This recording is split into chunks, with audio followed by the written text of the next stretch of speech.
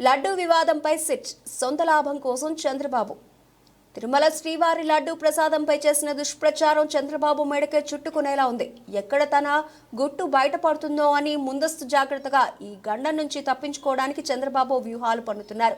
లడ్డూ వ్యవహారంపై సిబిఐ లేదా supreme court sitting జడ్జితో విచారణ చేపట్టాలని యావత్ హిందూ భక్తులు డిమాండ్ చేస్తూ ఉంటే టీడీపీ కూటమి ప్రభుత్వం ఏమాత్రం స్పందించడం లేదు. అందుకే సిబిఐ వరకు ఎందుకు అని తన నమ్మకస్తులతో కూడిన ఒక సొంత టీంకు ఈ కేసు దర్యాప్తు బాధ్యతలను చంద్రబాబు అప్పగించడం ఇప్పుడు సర్వత్రా చర్చనీయాంశమైంది.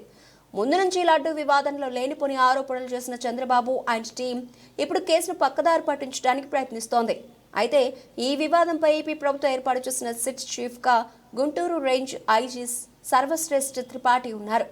ఈ త్రిపాఠిపై ఇటీవల ఎన్నికల సమయంలో వైఎస్ఆర్సీపీ నేతలపై దాడులను ప్రోత్సహించినట్లు ఎన్నో ఆరోపణలున్నాయి. దీంతో త్రిపాఠిపై గతంలో వైసీపీ ఫిర్యాదు కూడా చేసింది. అంతేకాకుండా పల్నాడు అల్లర్ల సమయంలో కూడా గుంటూరు ఐజీగా త్రిపాఠి ఉన్నారు. దేశంలోనే ఏ రాష్ట్రంలో లేని విధంగా త్రిపాఠి హయాంలో అల్లర్లు జరిగాయని ఎన్నికల సంఘం అప్పట్లో మండిపడింది. మరి ఇలాంటి వివాదాస్పద అధికారితో చంద్రబాబు సిట్ ఏర్పాటు చేయించి కేసును తవ్వించడం సొంత లాభం కోసమే అనే అనుమానాలు సర్వత్రా వ్యక్తమవుతున్నాయి.